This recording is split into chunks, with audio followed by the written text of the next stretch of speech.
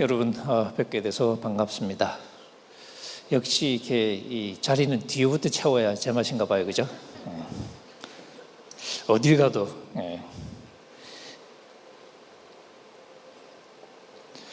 미국에서도 이렇게 비슷한 것 같아요. 제가 이렇게 가끔 이렇게 얘기도 하고 그러는데, 미국에서 봤던 그 한 컷짜리 이렇게 만화 중에 보면 남편이 이제 방문을 잡고 방문을 연차로 이제 준비 다 하고 지금 이렇게 서 있고요.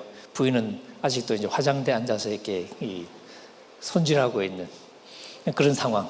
그 이제 거기 보면 이제 이 말풍선의 남편이 여보 빨리 서둘러 늦으면 뒷자리 다 없어진단 말이야.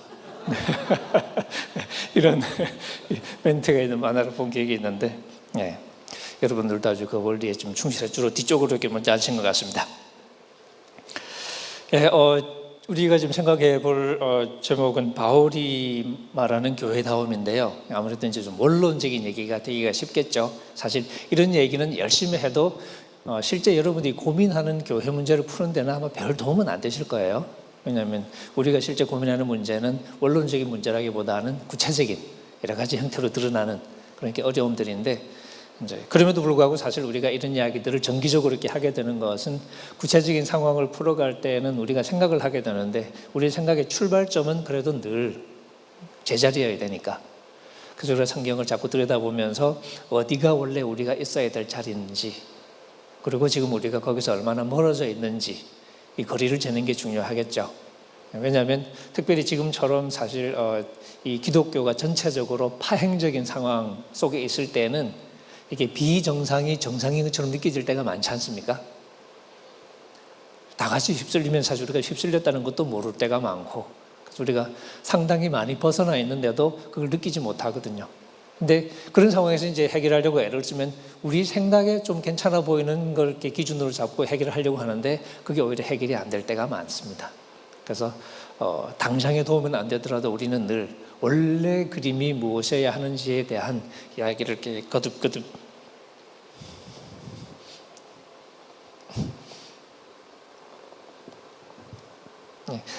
거듭거듭 할 수밖에 없는 상황이 되겠죠. 그래서 오늘도 조금 이렇게 원론적인 이야기를 한번 들여다보도록 하겠습니다. 이 제목이 교회 넘어 교회인데 이게 참 역설적인 제목이죠. 사실은 없어야 될 제목인데, 그죠? 교회에 넘어가면 안 되잖아요, 그죠? 근데 지금 우리 교회는 넘어가야 되는 교회. 그래서 이렇게 일전에도 보면 넘어서 교회라는 교회가 있지 않습니까? 넘어서 교회. 뭐 넘어가고 싶은 게 많아요.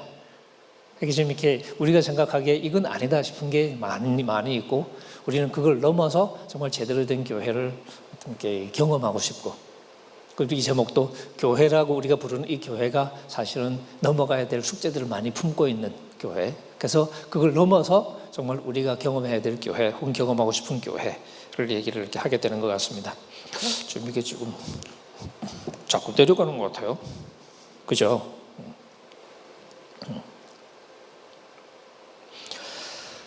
교회는 어떤 분이 그런 책을 썼는데, 교회가 사실 제목 좀 잊어먹었네.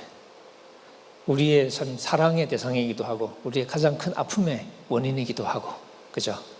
이게 참 애증관계로 얽히는, 버릴 수도 없고 그렇다고 나를 행복하게 하지도 못하는, 그죠? 저도 이렇게 대학생 때 생각해 보면 기분 좋게 교회 갔다가 기분 아주 이렇게 좀 속된 말로 기분 잡쳐서 돌아오는 그럴 때가 참 많았던 것 같아요. 가면 싸우니까 기분 참 좋게 가서 이렇게 이 어른들 싸우는 거 보고 그냥 참 안 좋은 기분으로 돌아오고, 그 돌아올 때는 내가 이 짓을 왜 해야 되지? 안 가면 안 되나? 그러니까 가서 이렇게 막 스트레스 받고 오는 게 이게 무슨 의미가 있는 거지? 이런 게 신앙생활인 건가? 하나님을 이렇게 섬기는 게 맞나? 차라리 그냥 집에서 혼자 예배 드리면 안 되나? 뭐 헌금은 뭐 다른 데 좋은 데 쓰면 되고, 뭐 그런 고민들을 이렇게 했던 기억이 이렇게 있는데, 그런 기억은 이렇게 시간이 지나도 늘 해결이 잘 안 되죠. 조금 더 거슬러 올라가 보면 제가 이제 저는 이렇게 어릴 때부터 교회를 쭉 다녔었고요. 그리고 이제 조금씩 자라면서 이제 제일 힘들었던 것이 저를 가르쳤던 교회가 사실 저에게 가르쳤던 그 말씀대로 실제로 살아가지 않는다는 것을 이제 발견하기 시작하는 고통. 이제 이게 교회가 저에게 참 이렇게 좋은 걸 많이 가르쳤는데 성경도 이렇게 배우고 했으니까 근데 교회는 막상 그렇게 하지 않는다는 걸 이제 조금씩 알게 된 거죠. 말과 삶이 달랐고 그래서 내가 이렇게 믿었던 소위 기성세대가 사실은 그렇지 않다는 것을 발견하는 이게 위선이죠. 기성세대의 위선. 이거 물론 교회의 문제뿐만 아니라 이제 이 젊은 친구들이 이제 소위 이제 어른이 되어갈 때 겪는 가장 근본적인 질문 중에 하나가 바로 그거죠. 어른들 세계에서 만나는 이 위선을 어떻게 처리할 것인가가 내가 어떤 사람이 될 것인가를 결정하는 굉장히 중요한 요인이잖아요, 그죠? 그래서 어떤 친구들은 어릴 때부터 진작에 분위기 파악하고 세상은 저렇게 사는 건가 보다. 그걸 배우는 사람도 있거든요. 그러면 이제 빨리 어른이 되는 거죠. 세상 사는 걸 배우는 거죠. 근데 이제 어떤 친구들은 그게 안 되는 거죠. 아닌데 하면서 계속 부딪히고 힘들게 이제 그렇게 시간을 보내고 저 같은 경우도 많이 좀 이렇게 부딪히면서 자랐던 것 같습니다. 고등학교 때는 전도사님하고 맨날 싸웠고요. 항상 싸웠어요. 심지어는 제가 고등학생 주제에 설교 가지고 시비 걸기도 했던 것 같은데 그래서 전도사님은 지금 꽤 이름이 있는 목사님이라서 제가 이렇게 이름을 말씀을 안 드립니다. 얘기하면 누군지 알 것 같아서. 그래서 전도사님은 자기는 신학교에서 설교학을 배우는 사람인데 네가 까부냐 그렇게 막 대답하셨던 것 같고 저는 설교학을 배우거나 말거나 맞는 건 맞는 거고 틀린 건 틀린 거 아니냐 그러고 대들었던 것 같고 그랬던 것 같은데 어쨌든 뭐 제가 보기에는 아니다 싶은 것들이 참 많았고요. 그러다 보니까 이제 이게 학교에서도 좀 이렇게 그런 습관이 들어서 선생님하고 굉장히 자주 싸웠던 것 같고요. 싸우다가 지쳐서 학교 때려치겠다고 난리도 피고 때려치지는 않았어요. 맞아. 그러니까 그런 식의 이제 시간을 많이 보냈던 것 같은데요. 그러니까 교회가 참 이렇게 정말 이렇게 행복한 그런 기억이 없지는 않은데 그래서 이렇게 특히 사춘기 접어들면서부터는 아픈 기억이 사실은 더 먼저 이렇게 남는, 더 진하게 남는 그런 시간이 아니었나 하는 생각이 듭니다.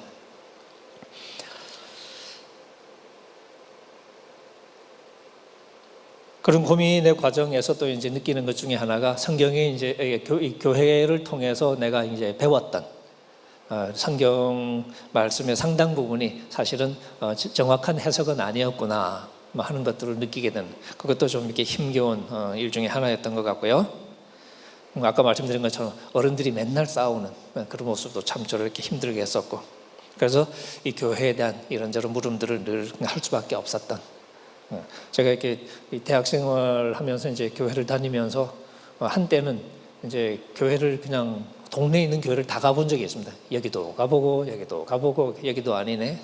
저기 가고 저기도 아니네. 뭐 그러면서 이제 한번 다녀본 적이 있는데 그런 것들이 이제 제 나름으로는 이제 사실은 이제 질문도 선명하지 않은 상태에서 답을 찾아야 되는 그죠? 그러니까 이게 질문이 선명하면 답을 찾기가 좀 쉽겠는데 저도 제 고민의 실체를 완전히 파악을 못하는 거죠. 뭐 때문에 내가 힘든지 그러니까 뭐가 아닌지를 제가 정확하게 사실은 알지 못하니까 그런 상태를 이제 지나왔던 것 같습니다. 그런 경험들이 사실은 결과적으로 이제 신학교를 가게 되고 또 뭐 신학 공부를 하게 되는데 그런 과정에 이제 영향을 많이 미쳤겠죠. 그래서 교회 얘기할 때도 이제 그런 면에서 이제 개인적인 경험이 늘 이제 제가 하는 얘기를 좀 이렇게 좀 약간 채색하는 그런 측면이 있는 것 같습니다. 제가 첫 번째 이렇게 드리고 싶은 얘기는 우리가 이제 교회를 얘기하고 싶을 때 그리고 이제 기독교 교회라는 게 결국 크게 보면 우리가 이제 복음을 말하는 방법의 하나인데 가장 먼저 우리가 좀 이렇게 좀 큰 어떤 드라마 하나님이 우리를 부르시고 우리를 구원해 가시는 그리고 우리를 이제 끝까지 이끌고 가시는 그 거대한 드라마를 우리가 조금 더 자주 생각하면 좋지 않을까 그런 생각을 좀 하게 됩니다. 그러니까 이게 우리가 살아가는 작은 삶은 사실은 하나님이 그려가는 큰 그림의 한 부분으로 존재할 테고죠. 그죠? 그리고 우리가 살아가는 작은 삶이 의미를 갖는 것은 결국 그 큰 그림 속에 있을 텐데 우리가 그 큰 그림을 잘 생각하지 않으면 사실은 굉장히 좀 이렇게 미시적인 우리의 삶 자체에 좀 몰입할 그런 위험이 있겠죠. 그러다 보면 우리가 어떻게 해야 되는지를 잘 모를 수도 있습니다.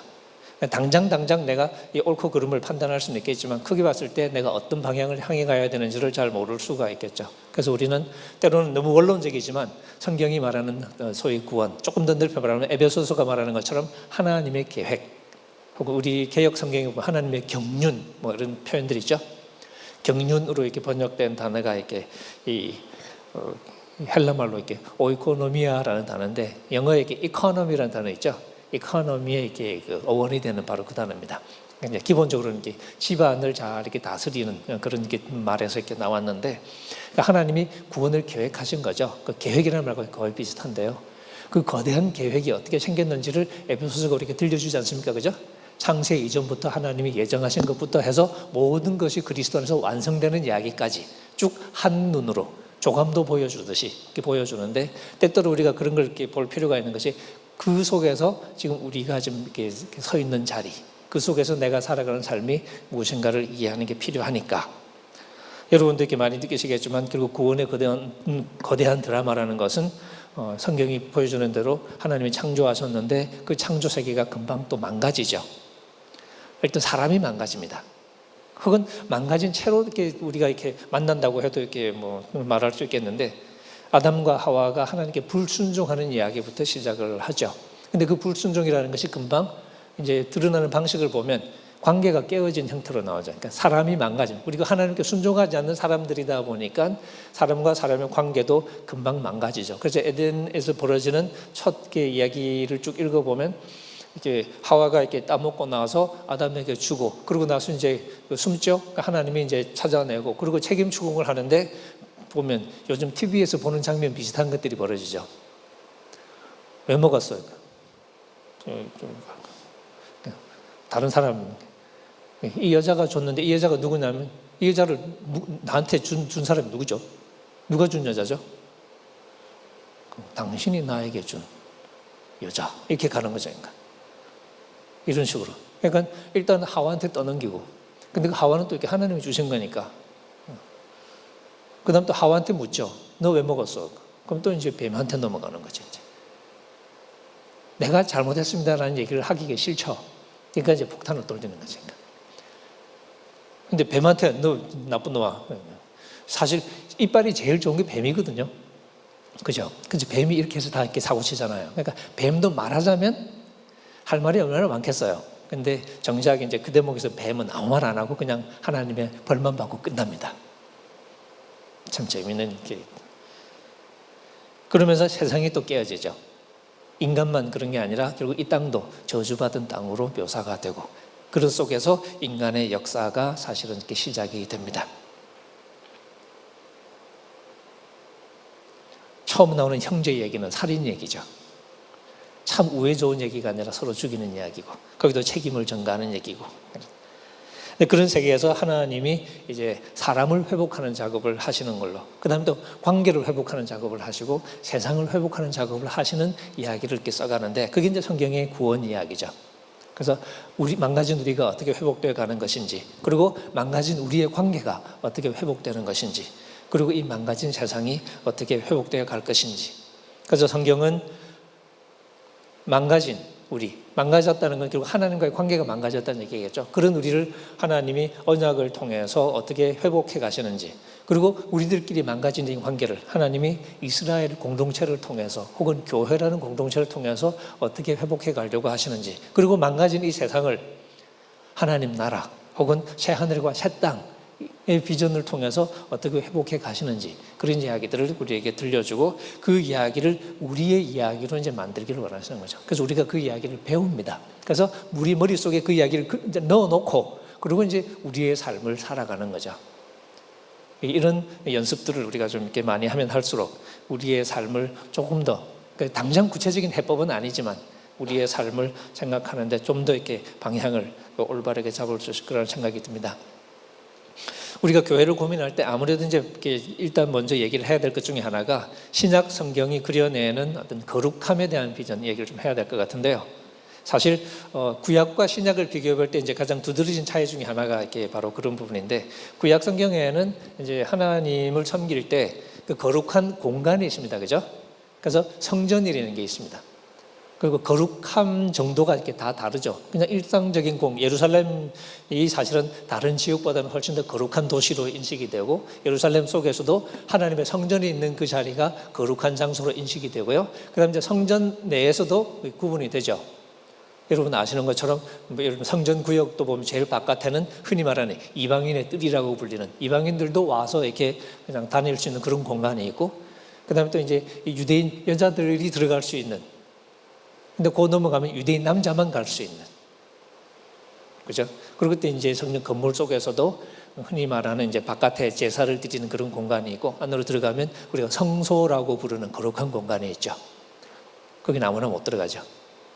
그 다음에 또 성소 안에도 또 이렇게 천막으로 막혀 있는 지성소라는 게 있습니다. 영어로 이렇게 Holy of Holies라고 부르는, 그곳은 대제사장도 1년에 딱 한 번 들어갈 수 있는, 그 피를 두르고 그런 공간이 있죠. 이처럼 거룩한 어떤 공간, 이런 개념이 있죠. 그러니까 거기에 들어가면 거룩한, 그러니까 밖에서는 조금 느슨해질 수도 있는, 상대적으로. 그게 어떤 구약에서 우리가 보는 그림인데, 신약은 그런 거룩한 공간을 지웁니다. 그러니까 신약에서는 거룩한 공간이 따로 있지 않죠. 그러니까 성전이라는 그 거룩한 공간이 한편으로는 그리스도에게 수렴이 되죠. 그래서 예수 그리스도가 새로운 성전이죠. 하나님의 그 거룩한 임재를 매개하는 그 매개의 장소가 예수 그리스도가 되는 것이고, 그게 이제 확장된 의미로는 예수 그리스도를 이제 믿고 고백하는 그 뒤를 따르는 교회 공동체가 그 성전의 어떤 그 구체적인 표현이 되는 거죠. 그래서 사도 바울 서신에 보면, 혹은 뭐 베드로전서 같은 것도 그렇지만, 교회 공동체가 새로운 성전으로 묘사가 됩니다. 굉장히 도발적인 발상이죠. 우리가 하나님의 임재를 매개하는 거룩한 공간이라는 주장이니까. 우리가 거룩한 공간인 거죠.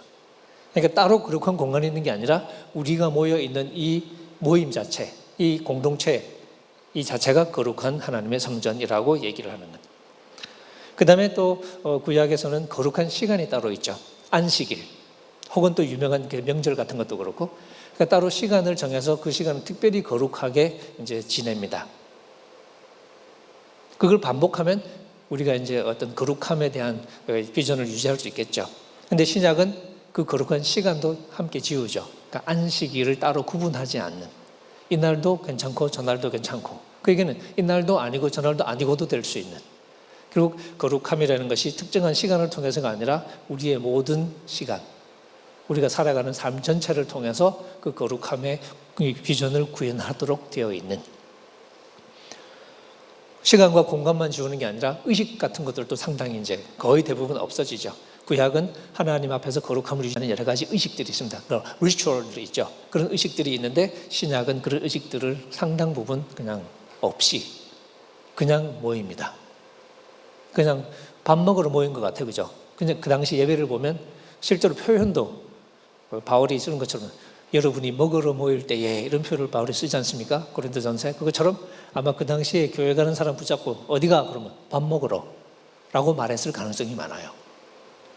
그러니까 일상과 구분이 잘 안 되는 거죠. 그런 상황. 그러니까 한마디로 시간도 그렇고 공간도 그렇고 의식적인 면에서도 그렇고, 거룩하지 않은 환경을 그냥 그대로 두고서 거기서 거룩함을 만들어내도록 요구받는 것, 그것이 신약적인 영성이 사실 구약과 이제 가장 크게 이제 구별되는 부분 중에 하나라고 말할 수 있습니다. 이게 어렵죠. 거룩한 공간 떼놓고 들어가면 쉽잖아요. 근데 이런 분위기를 거룩한 분위기로 이렇게 의식하고 만들어가고 하기가 쉽지가 않죠. 시간도 따로 떼놓으면 좋은데, 우리가 살아가는 일상 전부가 거룩한 시간이라고 생각하기는 쉽지는 않습니다. 근데 바로 그게 신약이 우리에게 그려보는, 특히 바울 같은 경우가 그렇죠. 그래서 바울은 그리스도인의 삶을 전체적으로 제사 용어를 통해서 잘 표현합니다. 사실 지금 우리가 살아가는 삶이 실제 구약의 제사는 아니잖아요. 그죠?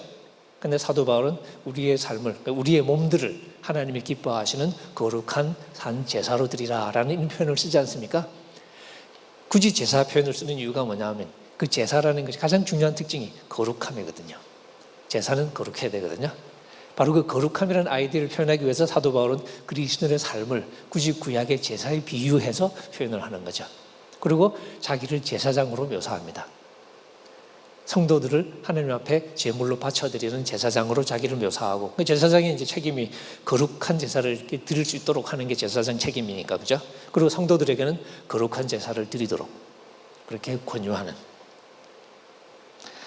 이런 식으로 교회는 세상과 벗어난 어떤 독특한 영역을 창조해서 거룩함을 구현하는 게 아니라 세상 속에서, 거룩하지 않은 시간과 공간 속에서 거룩함을 만들어내도록, 거룩함을 창조하도록 그런 요구를 받습니다. 그게 우리 교회가 가진 힘들다면 힘든 그런 사명이 되겠죠. 그래서 우리는 구원의 공동체, 회복의 공동체, 그러니까 깨어진 세상 속에서 우리가 새로운 움직임을 시작하는 거죠. 이 깨어진 상태를 벗어나서 안 깨어진 어떤 모형을 만드는 게 아니고, 성전처럼 깨어진 삶을 그냥 그대로 두고 거기서 우리가 깨어지지 않은 삶을 향한 비전을 조금씩 연습해 가기 시작하는 것. 그러다 보니까 구약에 비해서 깔끔하지도 않죠. 왜냐하면 깨진 상태에서 시작하는 거니까 삐걱거릴 수밖에 없죠. 그래서 하지만 그런 속에서 우리가 그냥 포기하지 않고 끝까지 거룩함이라는 비전을 품고서 이제 고군분투하는 거죠. 실제 신약 성경에서 만나는 교회 이야기들도 다 완벽한 거룩함의 비전을 성취한 교회들이 아니라 우리와 똑같은 상황 속에서 거룩한 비전을 가지기 시작했던 사람들, 스스로를 성도, 그러니까 거룩한 무리라고 부르긴 하지만 역시 우리처럼 여러 가지 문제를 품고 있었던 사람들이 그 거룩함의 비전을 이루어가려고 나름대로 애를 쓰고 혹은 실패하고, 그래서 사도 바울한테 욕먹고 정신 차리고 회개하고 또 사고치고 이런 일들이 반복되어가는 그런 모습을 사실 우리가 경험하지 않습니까? 그러니까 지금 우리와 똑같이 거룩하지 않은 환경 속에서 거룩함의 비전을 구현해 가려고 애를 썼던 기록들, 그게 바로 이제 우리가 신약 성경에서 읽는 교회의 이야기라고 말할 수 있습니다. 그러니까 처음부터 교회는 이중적이죠. 하나님의 백성들이 모였습니다. 맞죠? 우리가 하나님의 백성이라고 스스로 고백합니다. 근데 우리가 하나님의 백성이라고 고백하고 보지만 돌아보면 다 뭐 그놈인 것 같고, 그죠? 막상 실제 교회 가보면 그렇지 않습니까? 하나님의 백성이라고 거룩하게 고백하고 옆에 보면 뭐 세탁소 아저씨도 있고, 그죠? 편의점 아저씨도 계시고, 학교 앞에 문방구 아줌마도 계시고, 그냥 별거 아닌 그런 사람들이 모였잖아요, 그죠? 진짜 아무것도 아닌, 우리가 흔히 생각하기에. 근데 그런 우리들이 모였으니까 그런 우리들은 쉽게 그런 문방구 아저씨를 자꾸 생각하게 되잖아요. 그럴 수밖에 없으니까, 실제 문방구 아저씨니까 그렇게 생각하는데, 그런 우리가 함께 모여서 거룩한 공동체, 하나님의 교회로 생각하는 연습을 하잖아요. 이게 쉽지가 않은 거죠. 이 둘 사이에서 우리가 이제 오락가락 할 때가 많습니다. 이런 이중적인 정체성, 이 세상 속에서 살아가지만 하지만 우리가 이 세상 속에서 이 세상 사람과 똑같이 살도록 생겨먹은 사람들이 아니라 이 깨어진 세상에서 깨어지지 않은 세계를 향한, 회복을 향한 비전을 품은 사람들답게 이제 새로 살기 시작하는, 그리고 그 삶이 무엇인지를 모색하고 찾아가려고 애를 쓰는 그런 공동체. 그러니까 이 세상 속에서 그냥 평범한 사람들이 모여서 이룬 하나님의 백성들의 공동체. 한편으로는 이 세상의 시민들이죠. 그래서 이 세계, 이 세상의 시민으로서 살아갑니다. 그러면서 이제 밖에서 볼 때는 그냥 하나의 종교 집단처럼이라고 말할 수 있겠죠. 그냥 뭐 불교도 있고 기독교도 있고 그런 것처럼 하나의 종교 집단으로서 이 세상 속에서 살아갑니다. 근데 우리 교회가 이 세상을 벗어나지 않고 이 세상 속에서 거룩한 공간을 이렇게 창조하는 그런 존재니까 우리는 늘 이 둘 사이에서, 우리가 실제로 경험하는 교회 문제도 대부분은 바로 이 둘 사이에서 생겨나는 혼선이라고 할 수 있겠죠. 이 세상에서 그냥 살아가는 거예요. 이 세상에서 살다 보니까 우리가 교회라고 모였지만 이 세상에서 사니까 돈이 필요해지죠. 목사님 먹고 살아야 될 거 아니에요. 그러니까 목사님 얼마 드리지? 이러면서 고민해야 되고, 그죠? 우리 부목사님 하시는 분들은 되게 연봉이 되게 박봉이잖아요. 고민 되겠죠. 그런 고민해야 되고. 그러니까 우리가 교회라고 말하고 이 목회라고 말하고 거룩함을 붙여서 얘기하고 싶지만 실제 우리가 해야 되는 고민의 거의 대부분은 이 세상에서 우리가 하는 고민과 다르지 않죠. 왜냐하면 이 세상 사람을 살아가니까.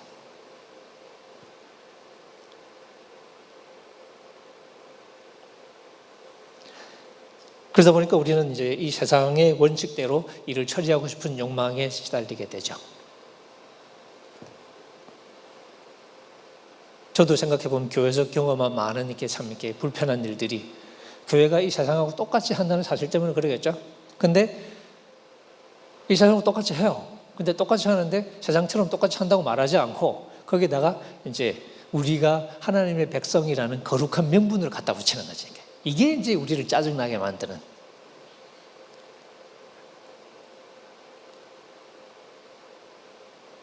야, 그냥 이중계약서 쓰자. 이렇게 말하면 간단하고 좋잖아요. 그죠? 밖에서는 이중계약서, 뭐, 다운계약서, 뭐 이렇게 얘기하잖아요. 교회에서는 또 그런 말은 또 안 써요. 예를 들면 이렇게 예배당 지을 때 교회 이제 그 교인분이 가지고 계신 땅을 사서 예배당을 지었거든요. 매매를 다 돈 주고 받고 매매 다 했는데 매매를 다 한 걸로 다 하면 세금이 또 나오잖아. 그래서 어떻게 했냐면 기증 형식. 제가 중학교 2학년 때인가 들었던 단어입니다. 기증 형식. 그러니까 서류는 기증한 걸로 이렇게 서류를 꾸민 거죠. 그러면 뭐가 절약되는 게 있겠죠? 예. 그 밖에서 많이 하는 건데, 그죠? 그런데 교회는 그렇게 똑같이 해요. 근데 표현을 좀 다르게 쓰고 싶어. 조금 더 고상한 표현을 주고 싶은 거죠. 그러니까 이게 우리의 삶이 고상해지지는 않는데 표현은 고상해요. 이게 이제 우리가 이렇게 하는 짓인 거죠. 그러니까 이 세상 속에서 살아가면서 이 세상의 논리를 그대로 따라가요. 편리하니까. 근데 그게 우리가 종교적인 수사로 활용하는 거죠. 그러니까 이 세상에서 이 세상과 달리 하나님의 백성이 되고 싶은 열망에 사로잡히는 게 아니라 이 세상하고 똑같아지고 싶은데 거기에 하나님의 백성이라는 논리를 빌려오는 거죠. 그래서 우리가 가진 신앙의 논리, 종교적인 논리가 우리의 세속적인 욕망을 정당화하는 위선의 포장지가 되는 거죠. 그게 이제 우리 교회가 가진 안타까움이고 우리가 교회에서 짜증나고 답답한 게 바로 이제 그런 현상들을 계속 목격하니까. 명성교회가 세습을 해요. 왜 하는지 너도 알고 나도 알고 다 알잖아. 그죠? 다 알잖아요. 왜 해야만 되는지. 근데 적나라하게 교회에서 얘기 안 하겠죠? 하나님의 뜻이 되는 둥, 뭐 이런 햇소리 하겠죠? 그게 이제 교회가 이제 사실은 이렇게 반만 떨어지는 이유 중에 하나가 되는 거니까. 조금 사적으로 예를 들면 제가 다른 문맥에서 예를 드는데 이 교회 안 다니는 친구들, 그냥 고등학교 때 이제 친구들을 요즘도 자주 이렇게 만나게 되는데 예를 들어서 그 친구한테 야 3천만 좀 땡겨줘 그렇게 부탁을 했다고 칩시다. 그럼 걔들이 뭐라고 대답하겠습니까? 없어 이 새끼야. 그러겠죠? 없으니까 아 미안해 없어 임마. 그러고 끝나거든요. 얼마나 깔끔해요. 걔들은 교회 안 다니거든. 근데 믿는 친구한테 3천만 좀 땡겨줄래? 그럼 뭐라고 얘기하겠습니까? 아주 심각한 분위기를 딱 지으면서 내가 기도해 볼게 그래요. 근데 그 말이 무슨 말인지 지도 알고 나도 알아. 무슨 뜻이에요? 실제로 기도해보고 내가 답해줄게 이런 얘기가 아니거든. 그러니까 빌려주기 싫은 건 똑같아. 근데 돈 없어 안 해 싫어 임마 이렇게 말 안 하고 기도해 볼게요 그러는 거예요. 그럼 결국 책임이 어디로 넘어가는 거예요? 그 나중에 안 된다고 얘기할 거 아니에요, 그죠? 예상된 답변대로 안 되겠다 그럼 그 안 되는 거 왜 안 되는 거예요?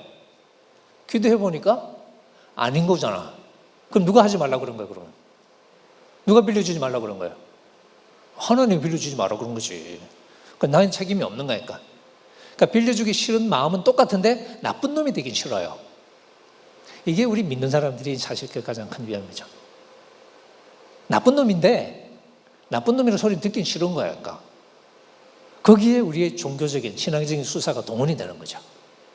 포장을 하는 거죠. 그러니까 우리 교회가 사실은 그런 모습을 보여줄 때가 얼마나 많은지 모릅니다.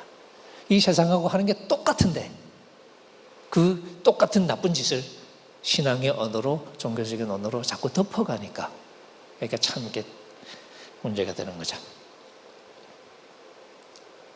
그럼에도 불구하고 원론적으로 우리가 얘기했을 때 사실 우리 교회가 그런 곳은 아니겠죠.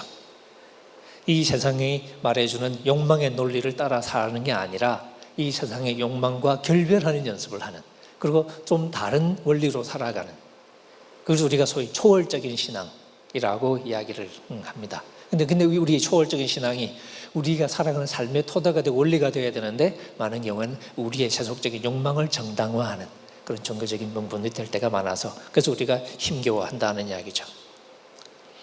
저도 이렇게 이런저런 교회에서의 경험을 생각해 보면 교회에서 하는 모든 일들은 다 신앙적인 언어로 포장이 됐던 것 같아요. 뭐 하나님의 뜻이든지 뭐든지.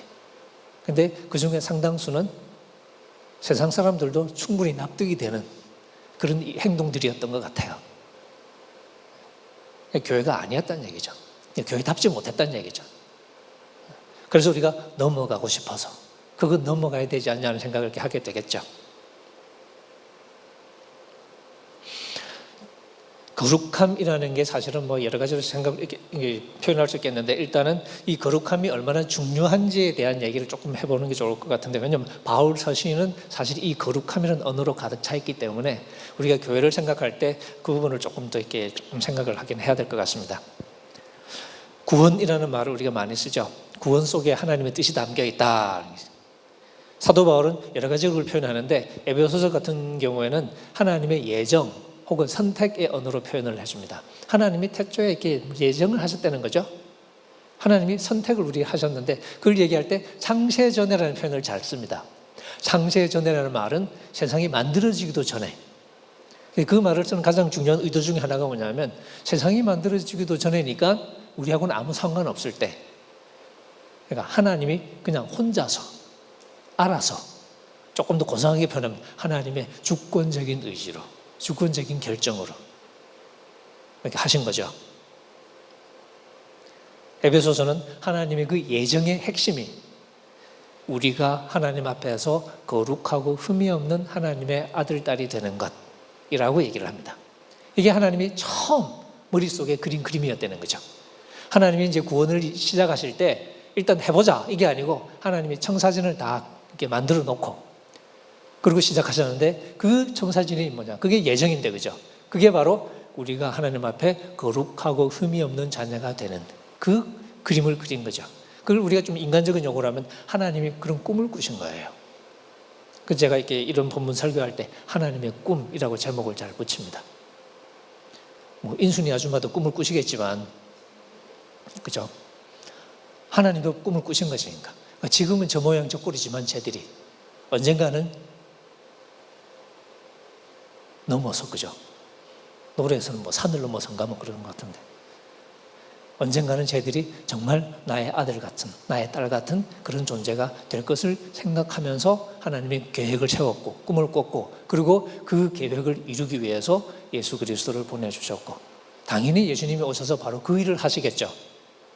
그리고 그 복음을 받은 바울도 당연히 그 복음을 선포하고 다니겠죠. 그게 에베소서의 내용의 거의 전부입니다. 거룩하고 흠이 없는 하나님의 자녀들이 되라는 바로 그 하나님의 뜻. 로마서에서도 사도 바울이 하나님의 예정에 관한 이야기를 합니다. 로마서에서 표현하는 방식은 우리 하나님이 사실은 이렇게 하나님의 아들이 하나 있잖아요, 그죠? 독생자라고 그러잖아요. 그러니까 외아들 한 명밖에 없으니까 하나님이 좀 그렇죠. 하나님이 이렇게 이 자식 욕심이 많으신데 하나밖에 없으니까 안 되잖아요. 그래서 자식을 이제 더 갖고 싶어요. 그래서 이 아들을 통해서 이제 많은 자녀들을 입양하는 거잖아요. 그래서 바울은 입양이라는 단어를 많이 쓰죠. 우리 성경에 양자됨 이렇게 번역이 되어 있는데요. 영어 보시면 이렇게 adoption, 그러니까 양자로 삼는 거, 양자 양녀로 삼는 게 이제 우리가 말하는 구원인데, 근데 우리가 하나님의 자녀가 되려면 원래 하나님의 아들이신 예수님이시잖아요, 그죠? 그리스도를 하고 비슷하게 생겨야 되잖아요. 그래서 우리가 그 아들을 닮아야 되는 거예요. 그래서 로마서 8장에 보면 우리가 이제 그 아들의 형상을 본받는 것, 그 아들의 모습을 본받는 것. 그렇게 하면 어떻게 되냐면 우리가 동생이 되겠죠. 다시 말하면 이 예수 그리스도가 우리들의 그 형제들, 많은 형제 자매 중에서 예수님이 맏아들이 되겠죠. 지금은 독자잖아요, 그죠? 근데 그렇게 되면 이제 많은 동생들이 생겨나고 예수님의 맏아들이 되는 것. 그게 이제 하나님의 꿈이라고 얘기합니다. 하나님의 예정이라고 얘기합니다. 그러니까 많은 형제 중에 맏아들이 되게 하려 하심이라라고 되어 있습니다. 그러니까 우리가 다 예수님하고 비슷해지는 거죠. 그래서 하나님의 아들이 되고 하나님의 딸이 되는 것. 그러니까 처음부터 사도 바울이 구원을 얘기할 때는 처음부터 하나님의 머릿속에 우리가 하나님의 아들처럼 되는 것, 하나님의 딸처럼 되는 것, 거룩하고 흠이 없는 자녀가 되는 것. 이 그림이 처음 출발점이었다는 거죠. 일단 건져놓고 나서 이왕이면 착하게 살면 좋잖아, 착하게 살아, 이게 아니고 모든 행동을 하기 이전에 첫 출발점이 거룩하고 흠이 없는 내 아들들, 딸들이 되어야 한다는 뜻을 품고 일을 시작하셨다는 겁니다. 그만큼 우리 구원의 얘기에서 이 거룩함이 근본적이라는 얘기죠. 그래서 사도 바울은 이방인의 사도로 부르심 받아서 이방인들 중에 선교하면서 바로 이제 공동체를, 교회를 이렇게 개척하지 않습니까? 교회 공동체를 이루어갈 때 바울이 가장 심혈을 기울였던 부분이 바로 그 부분이겠죠. 하나님이 거룩한 아들, 딸들을 만들어내기를 원하시고, 그래서 예수 그리스도를 보내주셨고, 그래서 에베소서 5장에서 그 남편들에게 그 아내 사랑하라고 얘기할 때 예수님 얘기하잖아요, 그죠? 그때 보면 그리스도께서 교회를 위해서 자기 자신을 주시고, 그러면서 쭉 하는 설명 보면 왜 그렇게 하셨냐면, 결국 교회가 아름다운 신부처럼 티도 없고 점도 없고 그런 신부처럼 아주 이렇게 아름다운 그런 그림을 그리기도 하고요. 바로 이어서 또 똑같은 제사 그림을 그립니다. 거룩하고 흠이 없는 그런 교회로 세우기 위해서 그리스도께서 자기를 희생하셨다라고. 왜? 하나님이 그런 계획을 세우신 거기 때문에. 거룩하고 흠이 없는 자녀를 만드는 게 하나님의 계획이었고, 그걸 이루기 위해서 예수님이 교회를 위해서 자기를 희생하셨던 거죠. 그것처럼 바로 그 꿈을, 바울이 바로 그 복음을 받았기 때문에 자기도 이제 교회를 개척하고 교회를 해나갈 때 가장 신경을 썼던 것이 거룩하고 흠이 없는 공동체 되게 하는. 그래서 사도 바울은 자기를 제사장이라고 불렀던 거죠. 제사장은 제사를 그냥 드리는 사람은 아닙니다. 구약에 보시면 제사는 백성들이 드린다고 말할 수도 있죠. 근데 제사장의 역할은 백성들이 드리건 자기가 드리든 어쨌든 드리는 제사가 하나님이 굉장히 여러분 레위기 같은 데 보시면 하나님이 굉장히 입맛이 까다로우시잖아요. 일단 아무거나 안 드셔요. 그죠? 잘 골라야 돼. 그 다음에 또 요리법도 굉장히 신경을 많이 쓰셔요. 그죠? 그리고 또 서빙도 잘해야 돼. 그러니까 제사가 이게 여차하면 삐걱하는, 그러니까 하나하나 지시를 다 하면서, 근데 구약에서는 바로 그게 하나님을 섬기는 이제 표현이죠. 그 절차 하나하나를 철저하게 따라가는 그게 바로 하나님을 향한 섬김의 표현인 거죠. 근데 바울은 바로 그 아이디어를 그대로 가져오는 겁니다. 하나님이 받으실 만한 제사가 되게 하는 것, 바로 그 책임이 제사장에게 있는 거거든요. 그러니까 제사장은 제사를 드리는데 그 제사가 그냥 백성들에게만 다 맡겨놓으면 이상하게 할 수도 있잖아요, 그죠? 근데 제사장이 그 제사를 주관하면서 그 제사가 하나님이 원하시는 제사가 되게 하는 거거든요. 그래서 전문가인 거죠. 그래서 때로는 부지불식간에 잘못할 수도 있으니까 제사장은 항상 이렇게 여호와께 성결이라고 적힌 패를 몸에 지닙니다. 본의 아니게 실수한 것들을 막는 그런 효과가 있습니다. 그리고 그 거룩함을 유지하는 거죠. 그게 제사장이거든요. 그래서 바울은 자기가 이제는 율법이 아닌 복음의 제사장 노릇을 한다라고 이야기합니다. 로마서 15장에서. 결국 그래서 이방인을 제물로 드리는데 그 이방인을 제물로 드리는 것이 성령을 통해서 거룩하게 되어서 하나님께 받아들여질 수 있도록, 그게 자기의 사명이라고 본 거죠. 그래서 바울은 하나님이 받으실 수 있는 공동체를 만드는 게 가장 중요한 목표였습니다. 그러니까 교인들을 두고 기도할 때 바울이 무슨 기도를 드렸겠어요? 제일 먼저 드리는 기도가 뭐였을까요? 그런 기도가 사실은 데살로니가전서 이렇게 3장 13절 같은 데 보면 바울의 머릿속에서 제삿날이 언제냐면 예수님이 재림하시는 날이 있죠. 그 날이 제삿날이에요.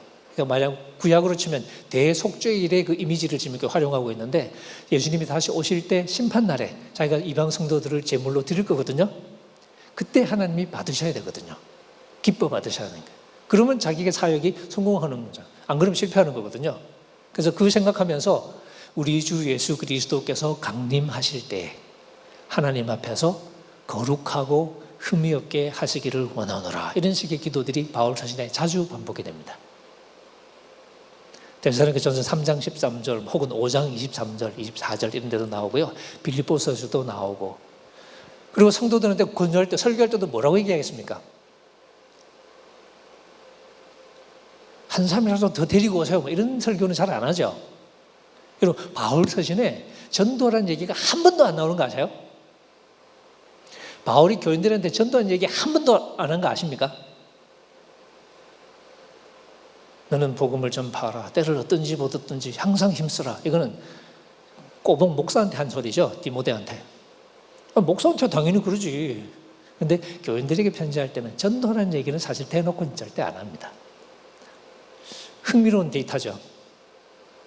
그 대신 뭐라고 얘기하냐? 제대로 살아라 하는 얘기는 계속하죠. 거룩하고 흠이 없게 하시기를. 그래서 이 빌립보 같은 경우도 이제 빌립보 성도들에게, 빌립보 감옥에서 지금 이제 자기가 죽을지 살지 모르는 상황에서 바울이 지금 이렇게 심리가 복잡하거든요. 근데 풀려날 거라는 기대를 좀 하긴 해요. 그래서 여러분의 기도와 성령의 도우심으로 내가 구원에 이를 줄 아는 거로, 이게 그 구원이라는 게 사실 이게 추록을 의미하는 거거든요. 그 문맥에서는 영적인 구원이 아니고 그냥 감옥에서 나갈 것 같은 예상을 하고 있는데, 하지만 내게 사는 게 그리스도니까 내가 여기 죽어도 나에게는 유익이다, 이렇게 얘기하는 거예요. 그러니까 죽고 살고가 지금 감옥에서 지금 하는 얘기입니다. 그러면서 성도들에게 여러분이 이렇게 참 이렇게 아까 뭐 별 이런 거 있는데 밤하늘에 이렇게 어두운 밤하늘의 별처럼 빛나는 존재가 돼야 된다는 얘기를 하면서 결국 이 나중에 예수님이 오셨을 때, 그리고 이제 심판할 때, 심판이라는 게 이제 제삿날이니까 그때 나로 하여금 자랑할 게 있게 해달라고 성도들에게 부탁합니다. 바울의 자랑이라는 게 뭐겠어요? 예수님 오셨을 때 이제 빌립보 교인들을 쟁반에 딱 담아가지고 이제 하나님을 딱 바쳤거든. 하나님의 빌립보 교인들을 딱 바꿔서 얼굴에 미소가 싹 번쩍이니까. 그럼 빌립보 교인들이 기뻐 받으시는 거죠? 그런 상황에서 바울은 옆에서 어떻게 하고 있겠어요? 그걸 보면서. 그죠? 뭐 부족하나마 제가 조금 나름 하느라고 했습니다. 그리고 어깨 힘주면서 막 그러고 있겠죠? 그러니까 그렇게 해달라는 거죠. 그렇게 할 수 있게. 근데 빌립보 교인들이 바쳤는데, 하나님 앞에 딱 바쳤는데 하나님이 얼굴색이 확 바뀌어. 그리고 바울을 딱 째려보시면서, 야, 너 뭐 하다 왔냐? 이러시면 안 되잖아요. 그러니까 빌립보 교인들에게 내가 자랑할 수 있게 해달라 하는 거죠. 그렇게 하려면 결국 거룩하고 흠이 없어야 되거든요. 그렇게 되기 위해서 여러분의 믿음의 제물과 섬김, 역시 이제 구약의 제사 그림을 쓰는 거예요. 믿음의 제물과 섬김 위에 나를 설사, 내 목숨을 관제로 이렇게 부어드리는 제사 있죠? 독주나 이렇게 기름 같은 거 부어드리는 한이 있더라도 나는 기뻐하고 기뻐하겠다. 여러분을 그렇게 하기 위해서 내가 설사 이 감옥에서 죽게 되더라도, 그런 뜻입니다. 관제로 드린다는 거죠. 내가 이 감옥에서 못 나가고 죽게 되는 한이 있어도 난 오히려 기뻐하겠다. 여러분이 드리는 제사가 하나님 앞에 거룩한 제사가 된다면 그렇게 얘기하는 거죠.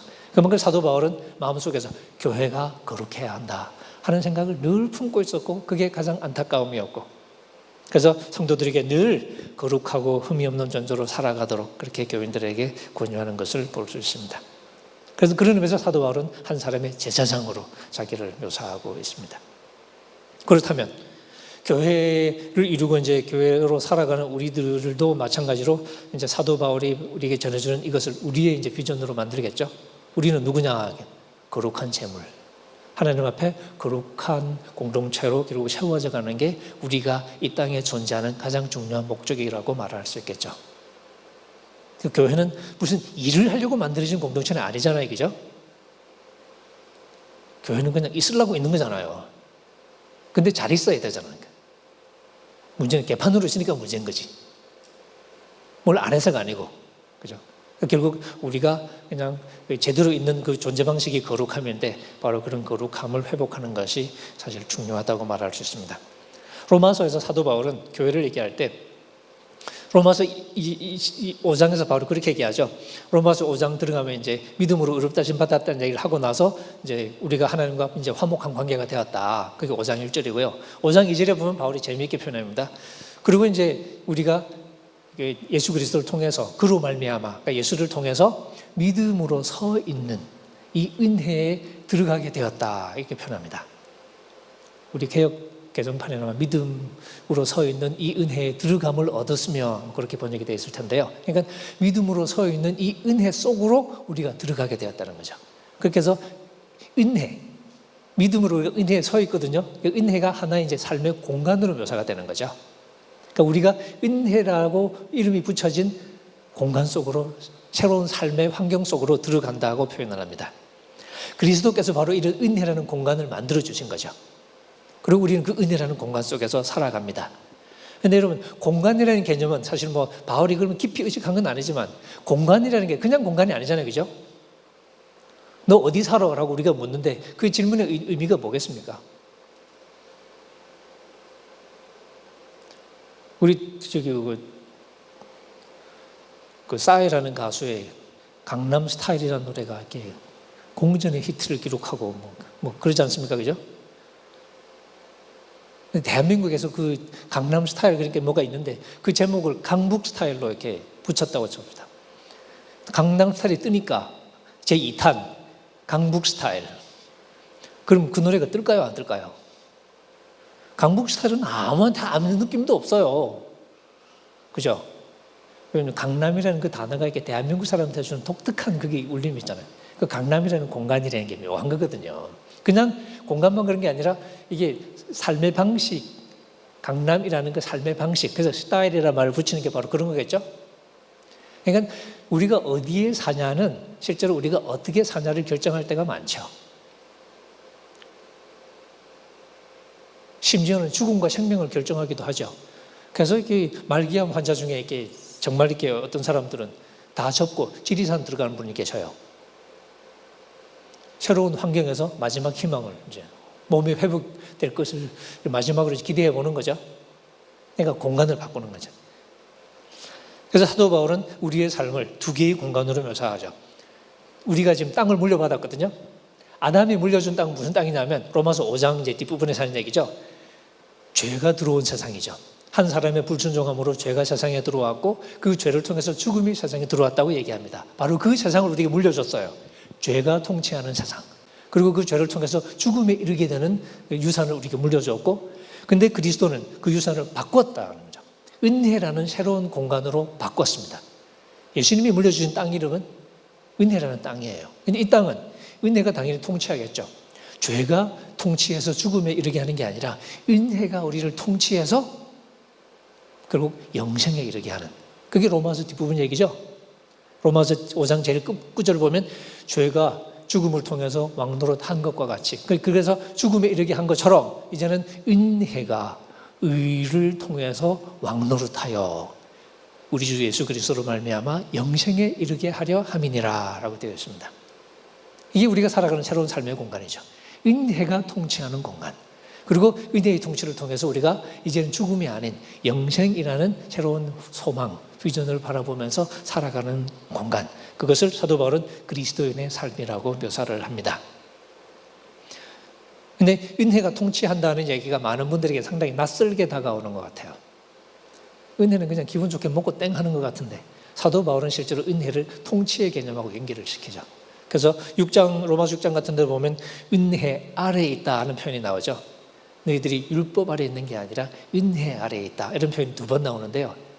이게 그냥 율법 이제 안 지켜도 돼, 그냥 그런 의미가 아니고 은혜의 통치를 받는 상황.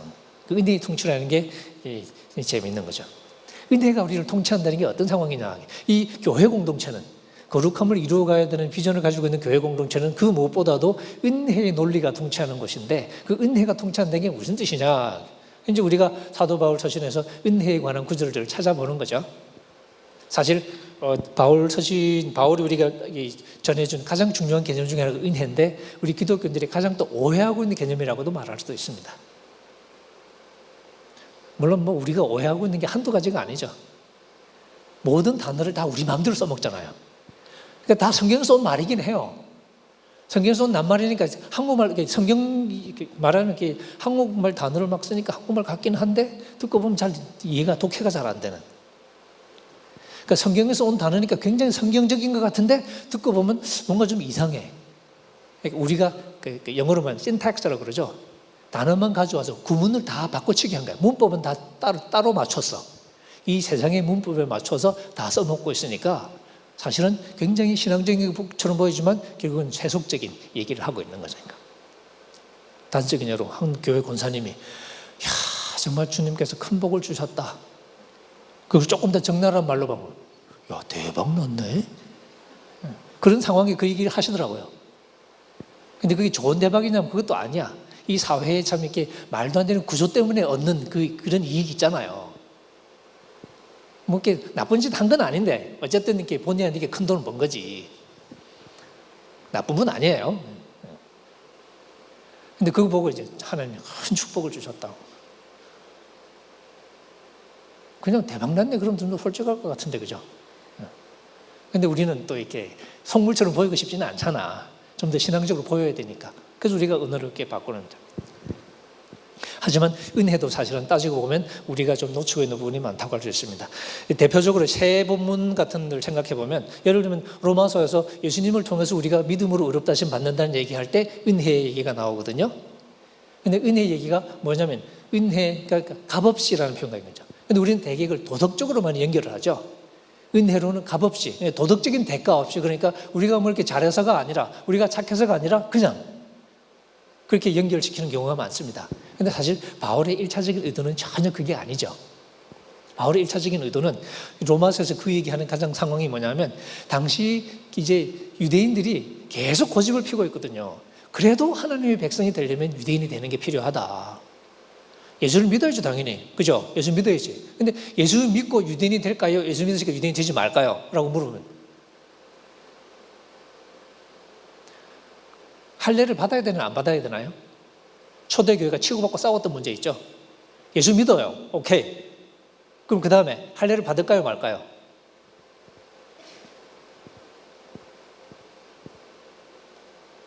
여러분 예수 믿고 나서 뭐 어릴 때부터 이렇게 그런 분들 계시겠지만 예수 중간에 믿은 분들 예수 믿고 나서 세례를 받아요 안 받아요?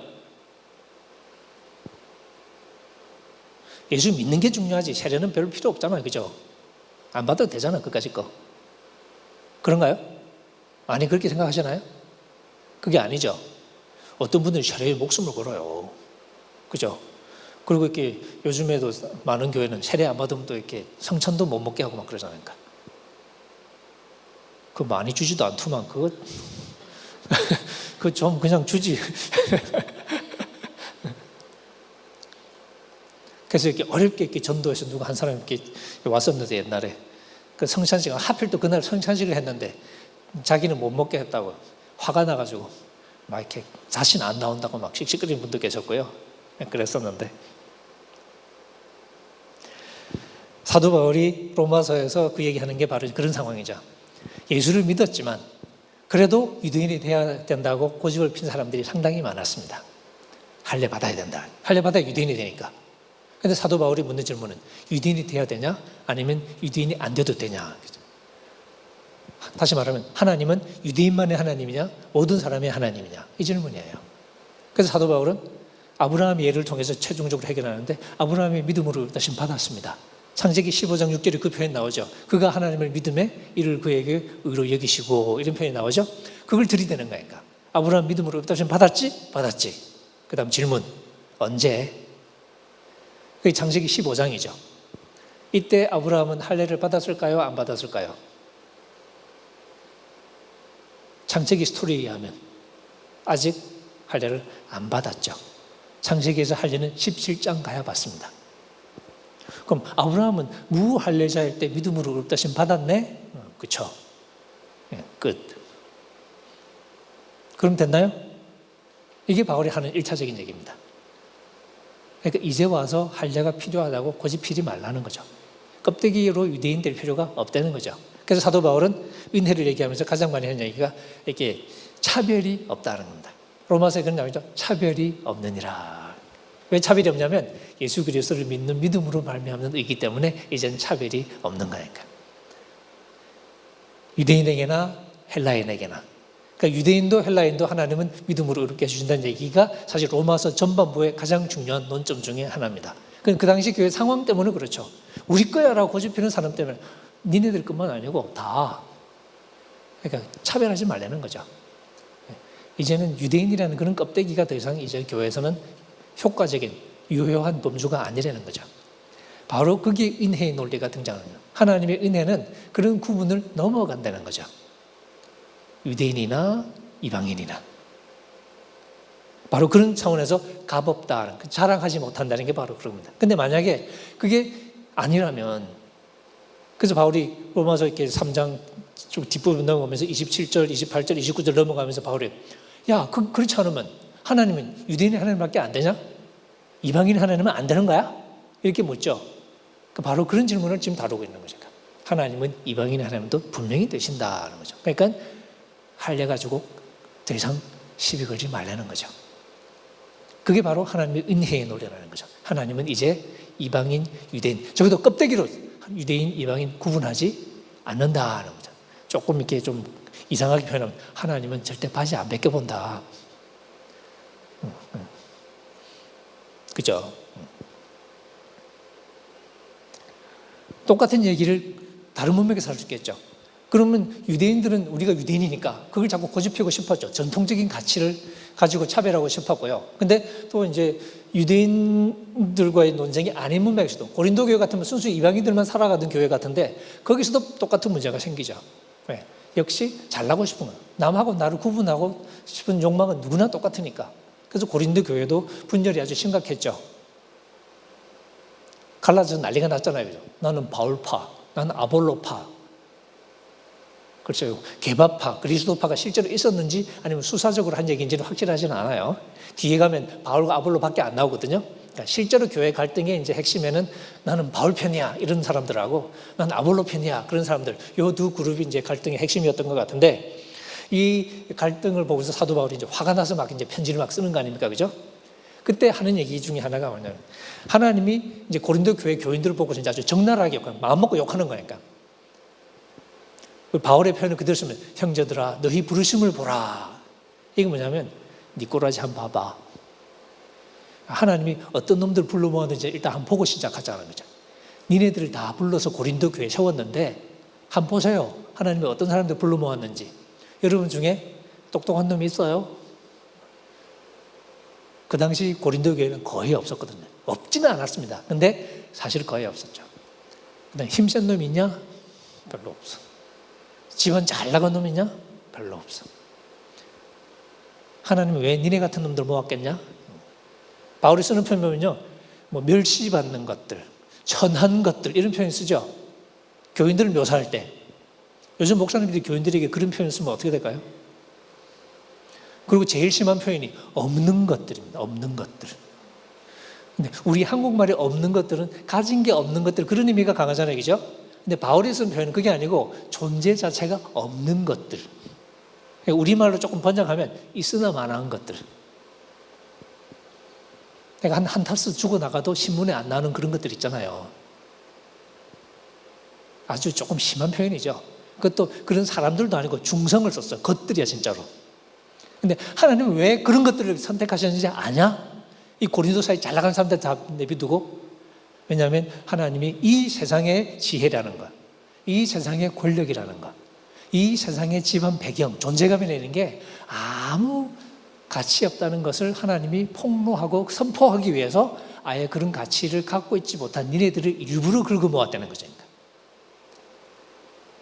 왜? 그런 세상 가치는 세상에서는 굉장히 중요하죠. 왜? 존재감을 내가 나타내기 위해서는 일단 힘이 있어야 되잖아. 그죠? 똑똑해야 되고 힘이 있어야 되고 그 다음에 집안이 좋아야 되고 돈이 많아야 되고 그래야 세상에서는 내가 그 존재감을 발휘할 수 있잖아요. 근데 그게 우리를 구원하는 생명의 원천은 아니거든요. 거기에서 하나님의 생명이 주어지는 건 아니잖아요. 하나님은 그 사실을 선명하게 밝히기 위해서 아예 그런 거 없는 놈들만, 왜? 그런 거 있는 놈들 불러오면 또 지가 있다고 항상 자랑하거든요. 사람이 그렇잖아요. 조금 속된 편으로 이쁜 것들은 꼭 이쁜 티를 내잖아. 그러니까 값을 하잖아. 흔히 하는 말로. 그것처럼 하다못해 애기들도 자식이 생기는 순간부터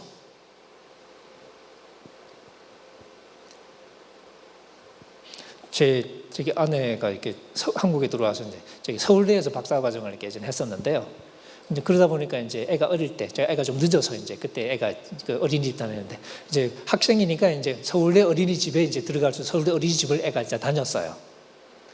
이제 한동안은 우리 애가 이제 서울 보면 집도 이제 학교 기숙사 살고 막 그랬으니까 그러니까 서울대는 이 근처에 사는 사람들이 오는 학교가 서울대라고 이제 생각을 한 거지 우리 애는 아주 어릴 때는. 그냥 아무나 가면 되는 거 아니야? 가까운 사람들? 뭐 이렇게 생각했던 거지. 그러니까 왜 지가 아는 서울대 이렇게 학생들은 다 주변에 사니까. 근데 몇 살 때인지 기억이 안 나는데 어느 순간에 그게 아니라는 걸 지가 느끼기 시작했나 봐. 그러니까 그 이름에 들어있는 무게를 지금 자기가 너 어디 저 서울대 어린이집 다녀 얘기했는데 사람들이 반응이 다르다는 걸 지가 느낀 거야. 그러니까 그 서울대라는 그 세 글자 때문에 그걸 느끼기 시작하면서 우리 애가 그 서울대 어린이집을 말할 때 액센트가 좀 달라집니다. 서울대 어린이집 다녀요. 왜 그럴까요? 나 이런 사람이야. 그게 세상이죠. 근데 그런 가치가 진짜 우리에게 생명을 주는 가치면 그걸 추구하면 돼요. 근데 사실은 사람들끼리 경쟁해서 잘나고 싶어서 그거 큰 소리 치는 거지 그게 우리를 살리지는 않잖아요. 돈 많다고 큰 소리 빵빵 치지만 돈이 더 많다는 게 우리를 살리는 건 아니죠. 오히려 돈 더 많으려고 하다 보면 사람이 죽어나가지 사람이 살아나지는 않습니다. 이게 경쟁의 가치들이죠. 경쟁하는 데는 도움이 되는 가치들이니까 우리가 몰두하지만 실제로 우리의 생명을 주는 것들은 아니란 말이죠. 살아가는데 도구는 될 수 있죠. 근데 삶의 원천은 아닌 거죠. 근데 그걸 우리가 까먹잖아요. 근데 잘나고 싶으니까 남보다 잘나야 되니까 경쟁은 해야 되고 경쟁하려니까 돈으로 경쟁하면 되겠네. 그래서 돈이 중요해지는 거고 학벌로 경쟁하면 되겠네. 나중에 키로 경쟁하면 되겠네. 180 이상 이하 가르고 온갖 걸로 다 가르고 하다 안 되면 너 어디 출신이야 뭐 이런 것도 들고 나와야 되고 그죠?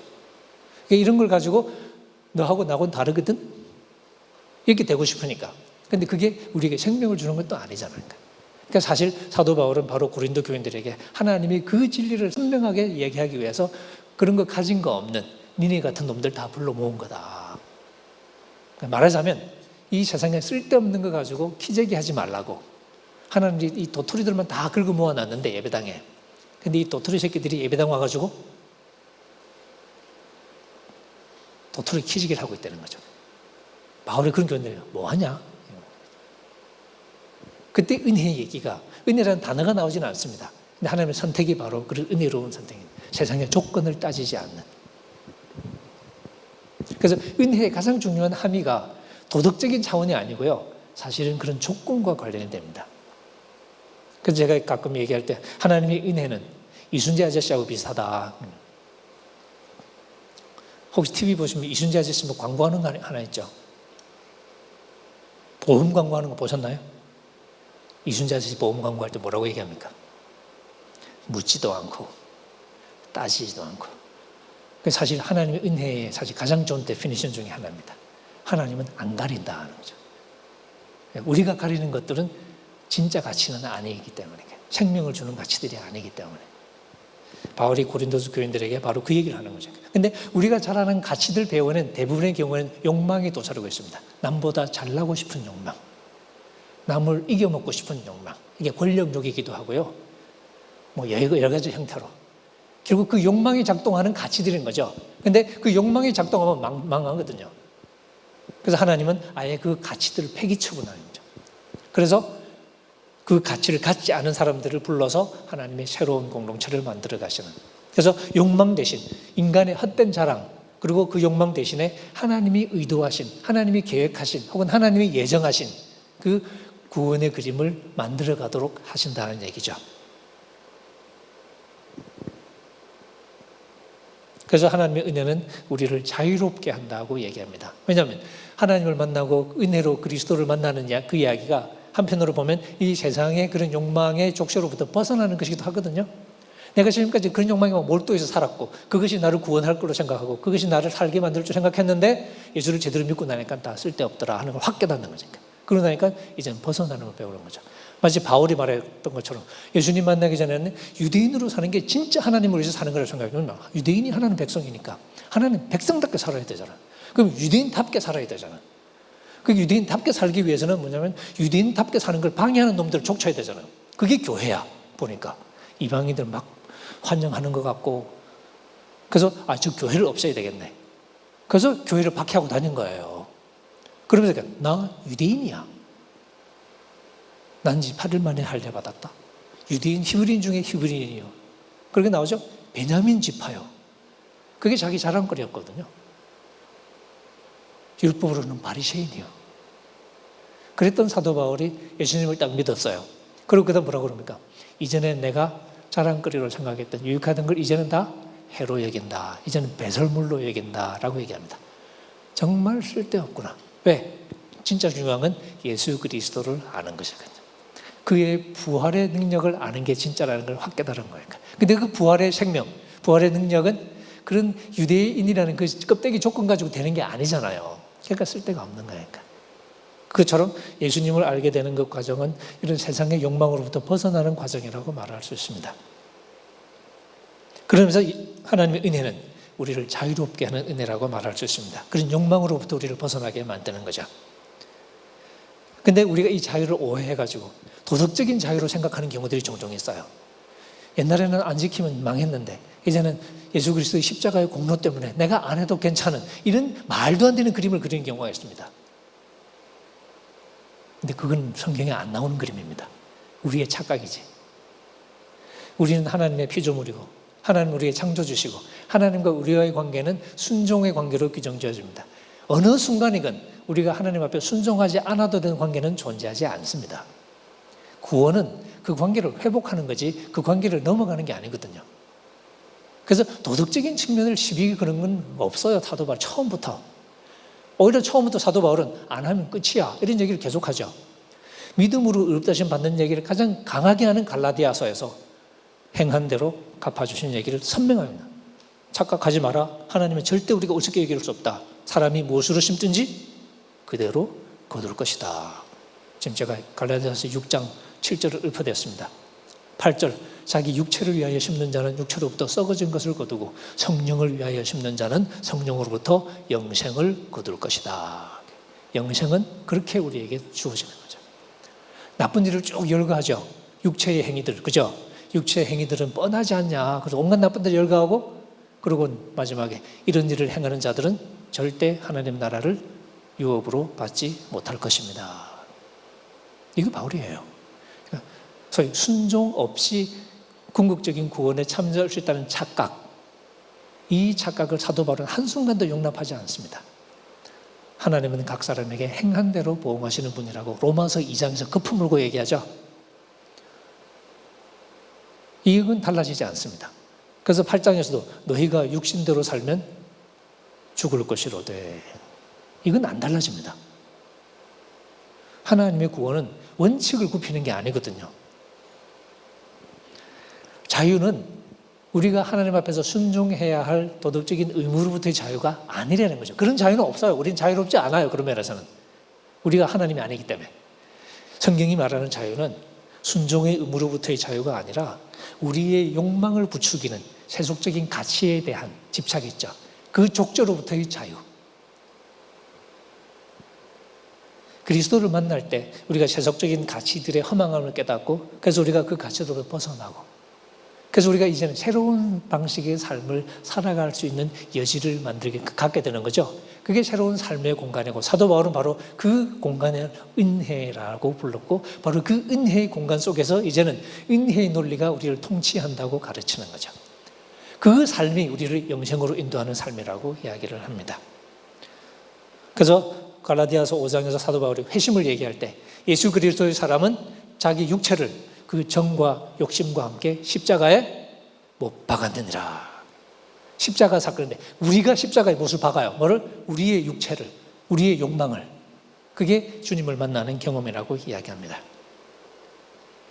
그러면서 우리 교회 공동체의 가장 중요한 특징 중에 하나는 죄의 온상이라고 말할 수 있는 세속적인 욕망들이 있죠. 그리고 세속적인 욕망을 담아내는 세속적인 가치들이 있죠. 우리 대한민국을 뒤덮고 있는 가치들도 여러 가지가 있죠. 일단 돈. 이 지구상에 있는 어느 나라보다도 배금주의가 심각하다는 대한민국. 하여튼 대한민국 사람은 좀 특이하긴 한 것 같아요. 돈에 훨씬 더 민감한 것 같아요. 그 다음에 돈뿐만 아니라, 그죠? 지위, 집안 배경. 지금 우리 한국의 소위 상류계층들은 다 집안 이렇게 혈족 관계 촘촘히 얽혀 있잖아요, 그죠? 옛날부터 해서 결혼 관계로 하여튼 복잡하게 흘러. 그게 결국 이제 배경이 되는 거죠. 그래서 대한민국은 아버지 잘 만나면 대통령도 될 수 있는 그런 사회. 얼마 전까지는 그랬잖아요. 대구에서 제가 이 얘기했더니 못하게 막더라고. 교수님 여기 대구예요. 실제로 이렇게 그렇게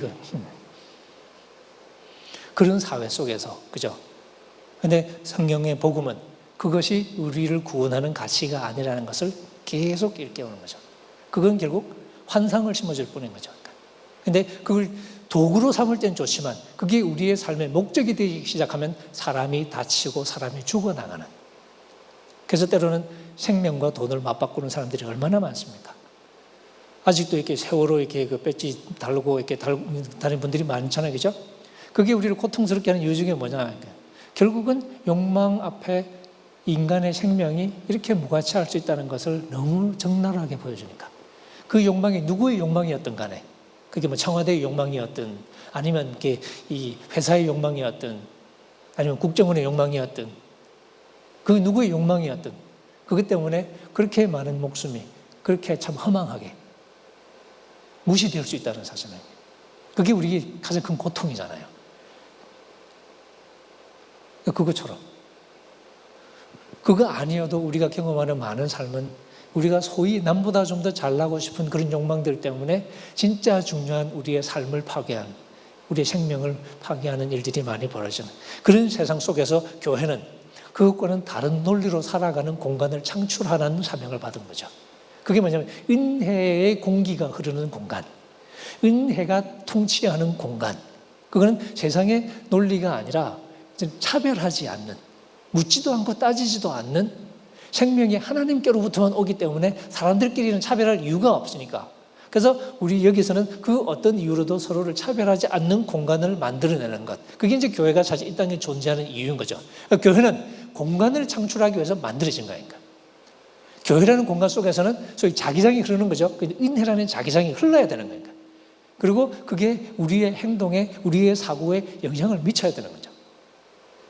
그게 새로운 삶의 비전을 우리에게 보여주는 거. 바로 그런 공간 속에서 바울이 말하는 것처럼 바로 그 은혜 속에 들어가니까 우리가 하나님의 영광에 대한 소망으로 즐거워하게 된다는 거죠. 그러니까 소위 구원에 대한 소망을 갖게 되는 게 바로 그런 은혜의 공간 속에서 가능하다는 거죠. 이 대한민국 사회에서 구원의 소망을 가질 수는 없습니다. 교회라는 공간 속에서, 은혜가 통치하는 공간 속에서 우리가 비로소 조금씩 이 구원의 소망을 우리가 이렇게 사실 가질 수 있게 되는 거죠. 그래서 우리 교회는 은혜가 통치하는 공동체답게 복음이 그려주는 새로운 삶의 가능성을 배우는 것, 그리고 새로운 삶의 가능성을 상상하는 거예요. 상상이라는 게 뭐냐면 이미 있는 게 아니기 때문에 상상해야 되죠. 사실 좀 창조 이게 독창성이 필요합니다. 어떻게 하면 우리가 이 은혜를 우리가 구현해 나갈 수 있을까? 이런 질문들을 던지면서, 그리고 그것을 실제 우리의 삶으로 구현해 나가는 거예요. 교회가 뭘 하든 그 교회 할까 하는 행동 속에는 바로 이 은혜의 논리가 묻어날 수 있는 거죠. 그런 걸 우리가 바라는 거죠. 그런 의도로 교회가 생겨난 것이고, 바로 그런 은혜의 공동체를 거룩한 공동체라고 바울이 불렀던 거죠. 그러니까 거룩한 공동체라는 게 거룩한 폼 잡고 있는 공동체가 아니라 이 세상의 죽음과 욕망의 논리와 다른 은혜의 논리가 지배하고 있는 공간, 그것을 거룩함이라고 불렀다는 거예요.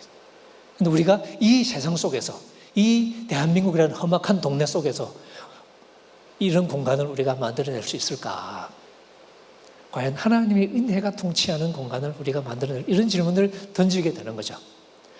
우리의 일상적인 경험은 거의 실패에 가깝습니다. 안 되네. 그래서 안 되니까 말자. 그럴 수도 있겠죠. 아니면 많은 사람들이 하고 있는 것처럼 이 세상의 욕망의 논리를 따라가면서 그냥 종교적인, 신앙적인 언어만 입히는, 그러니까 교회인 듯 교회 아닌, 그리고 사실 그 다음에 교회 같은 이렇게 가야 되는데 거기까지 안 가요. 교회인 듯 교회 아닌, 거기서 끝나는. 그래서 교회라고 갔는데 열받고 돌아오고, 교회라고 갔는데 짜증나고, 교회라고 갔는데 스트레스 받고, 이런 일이 벌어지는 그런 경험을 우리가 극복하면서 그걸 넘어서 교회를 우리가 이루어갈 수 있을까? 그게 이제 우리 비전이라는 비전이겠죠. 그래서 비전은 사실 이렇게 끈질겨야 되는 거죠.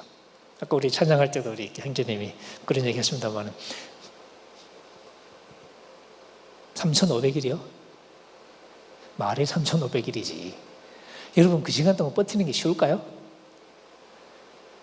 저 같으면 1년도 안 돼서 포기하지 않았을까요? 저 같은 사람이라면.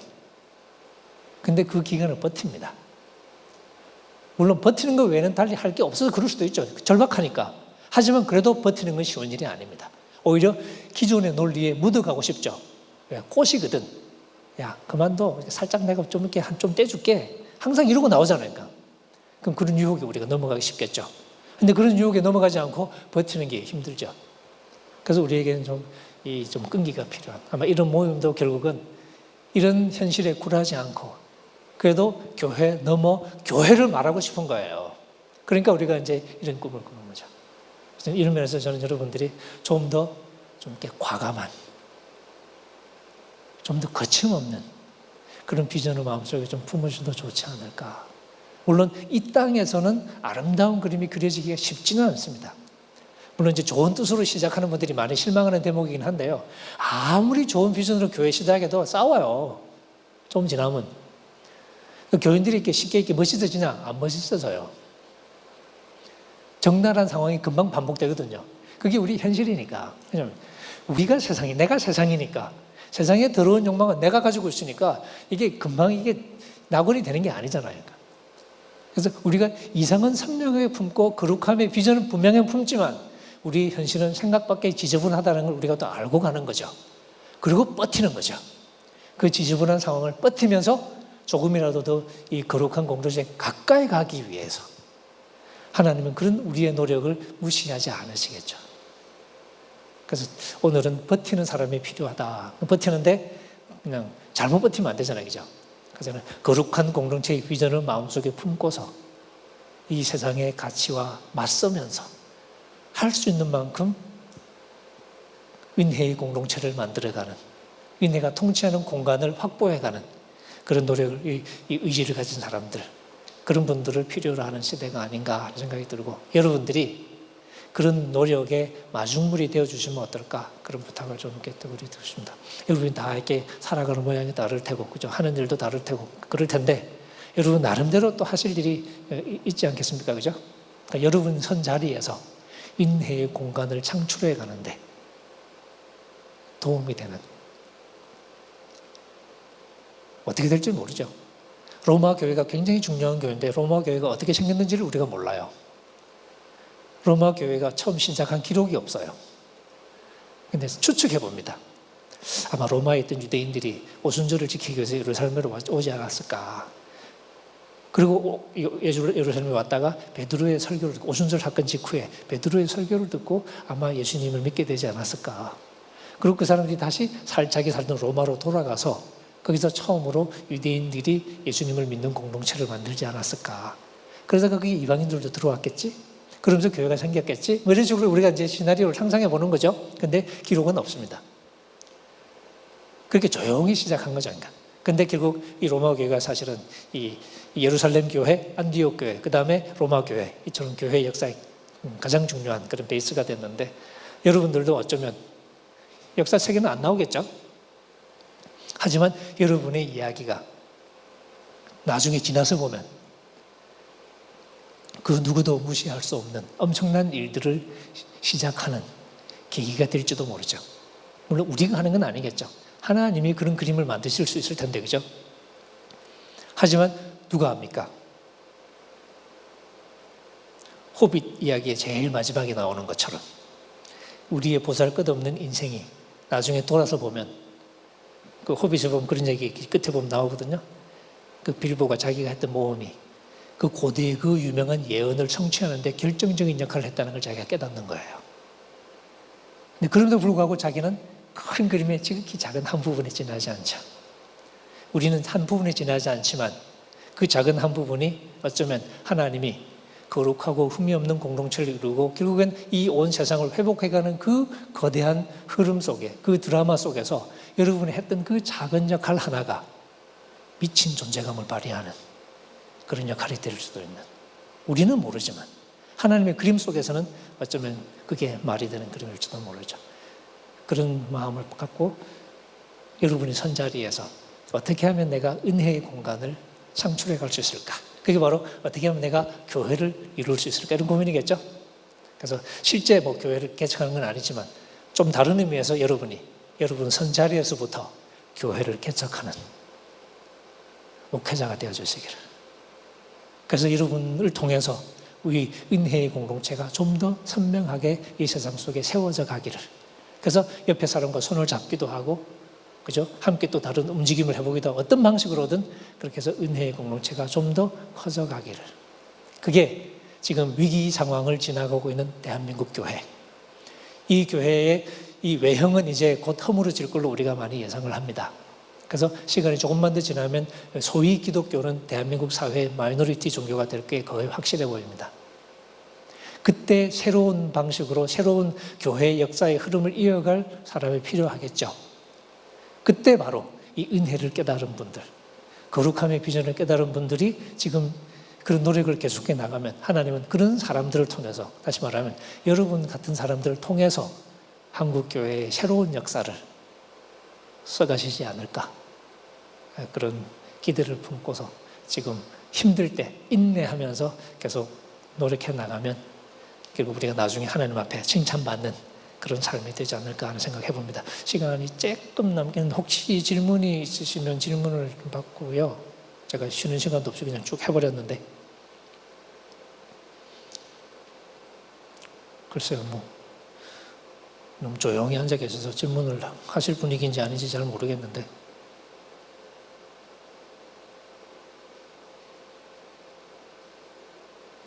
그냥 밥 먹으러 갈까요? 네. 지금 저기 이제 박수 칠 준비하고 있는데 지금. 진짜 없으세요? 끝낼까요? 저 오래 기다리지는 않습니다. 예. 아, 그 빨리 들지 들 거면 눈치 보느라고 그랬어요? 예. 조금 크게 얘기해 주십시오. 바울이 말하는 그 조건 없는 그 은혜라는 예. 바울은 평등을 진짜 말할 수 있었을까요? 아니면 평등이 있어야 했다고 생각했을지, 평등이라는 개념이 바울이 무슨 개념이요? 평등. 예. 그 당시에 이제 노예제도가 분명히 있었는데 예. 바울은 선명하게 노예제도에 반대하는 입장을 그렇게 잘 나타나지 않는 것 같아서, 바울이 생각했을 때 노예제도 이런 걸 예. 평등이라는 개념이 있어야 했었을지, 아니면 바울이 생각할 때 평등이 없어도 이제 은혜가 될 수 있는지, 그게 좀 궁금해요. 예. 우리의 사고는 우리의 환경 속에서 이제 이루어지잖아요, 그죠? 우리가 주어진 조건 속에서 사고할 수밖에 없는데, 사실 바울은 노예제도를 반대하지 않았다는 식의 얘기는 오늘 우리는 할 수 있는데 그 당시에는 죽었다 깨어나도 아마 하기 힘든 생각이었을 거예요. 그 당시 사회는 이제 여러분 잘 아시는 노예제도가 당연시되던 사회였고, 이건 사실 로마 제국만 그런 게 아니라 유대 공동체 속에서도 사실은 마찬가지였고요. 이제 그 노예제도 자체를 의무시하는 분위기가 잘 없었죠. 근데 이제 노예제도 속에 들어있는 비인간적인 측면들은 분명히 있잖아요, 그죠? 그건 사실 뭐 이 기독교가 아니라 이렇게 당시의 도덕적인 어떤 이야기 속에도 그런 얘기는 많이 나오고. 근데 바울이 복음적인 논리를 가지고서 얘기를 해 나갈 때 평등이라는 아이디어를 내세우지는 않죠. 물론 이제 공평함에 대한 관심이 없지는 않아요. 하지만 바울이 복음의 그 함축된 복음의 함의를 이제 구체적으로 풀어갈 때 바울의 이 얘기는 일단 주어진 상황을 전제하고서 이런 상황에서 그리스도인으로서는 어떻게 하는 것이 가장 바람직할까? 그 상황을 전제할 수밖에 없습니다. 예를 들면 우리 조선시대 때 이제 복음이 전해져서 이제 소위 양반 상놈 이런 제도가 이렇게 있는 상황에서 복음이 전해졌어요. 그런 상황에서 어떻게 할까? 그래서 복음은 평등한 거니까 이제 양반도 상놈도 없고 주인도 없고 종도 없고 그때 이제 뭐 이 집에 이제 하인도 있고 막 그렇잖아요, 그죠? 근데 그것도 이제 하루아침 다 쓸어버리고 이제는 다 똑같아. 이런 게 되냐 하면 현실적으로는 안 되죠. 그러니까 그 현실을 무시하고 혁명을 하는 게 교회 의도는 아니죠. 교회는 사실은 조그만 가정 공동체에 지나지 않았고 사회 구조를 건드릴 수 있는 입장도 아니었고 다만 이 사회 속에서 복음의 논리를 지키면서 어떻게 삶의 공간을 만들어갈 수 있을까 이런 고민인데 그러다 보니까 기본적으로 삶의 근본적인 환경은 사실 전제를 하게 되죠. 이 환경 속에서 그럼 우리가 복음으로 살아간다는 게 뭔가 그래서 종들에게 주인들에게 권고를 줍니다. 그러니까 제도를 바꾸지는 못하겠죠. 하지만 다르게 살아가라는 얘기하고 주인들에게도 네 주인 하늘에 계신다. 그러니까 까불지 마라. 그 종들에게도 우리도 과격하게 이제는 사람 섬기듯이 하지 말고 주님 섬기듯이 해라.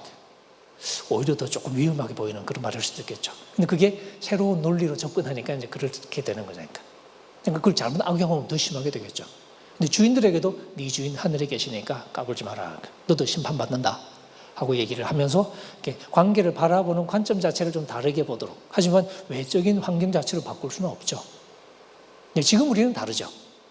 이미 역사의 단계를 많이 거쳐왔고 노예제도가 폐지되는 경험을 우리가 지나왔고 근데 사실 노예제도가 있던 당시 서양의 경우에도 예를 들면 미국의 당시 그 노예제도 폐지되기 이전에 보면 그 노예들을 위한 신앙 고백문이 따로 있어요. 자유인들이 고백하는 신앙 고백이 따로 있고 노예들의 신앙 고백이 따로 있는데 그 고백에 보면 노예로 태어났다고 고백을 해요. 하나님 그렇게 창조해 주셨다고. 말이 될까요? 근데 그때는 아무도 그걸 질문하지 않는 거지. 그러니까 사실 비록 성경이긴 하지만 기독교 복음이 구체적인 현실 속에 전파될 때는 그 현실 자체를 부정할 수는 없잖아요. 그죠? 그 현실을 전제하고서 그럼 여기서 어떻게 하는 것이 좋을까를 묻기 때문에 근데 그런 경우에 되게 이제 아주 과격한 그런 방식이 아니라 가장 현실적으로 좀 이렇게 복음의 성격을 이제 구체화해 나갈 수 있는 방식으로 그러니까 가정교회라는 그 현실 쪽에서 이제 질문을 던지면서 새로운 원리들을 찾아가고 만들어내고 그랬던 것으로 보입니다. 그러니까 조금 이제 오늘 우리의 어떤 입장에서 읽는 것은 조금 위험할 수도 있죠. 특히 이제 우리가 복음 속에서 사회윤리를 찾으려고 할 때 답이 안 나와요. 왜냐하면 관심이 없기 때문에.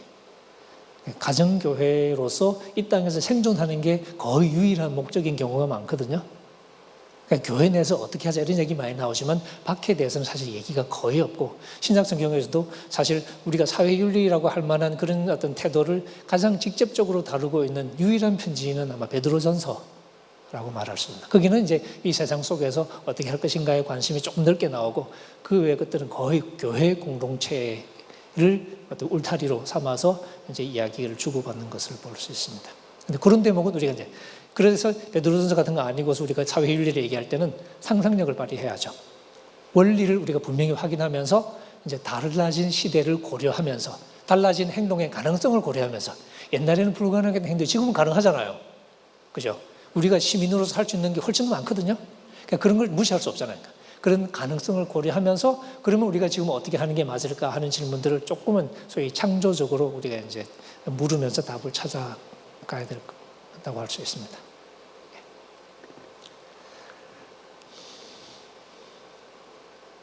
예.